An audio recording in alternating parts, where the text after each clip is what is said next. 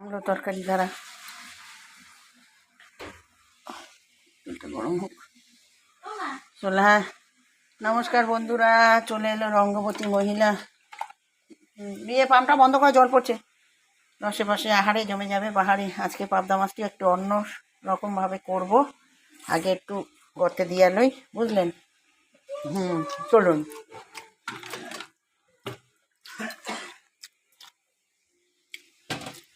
তেল হয়ে গেছে।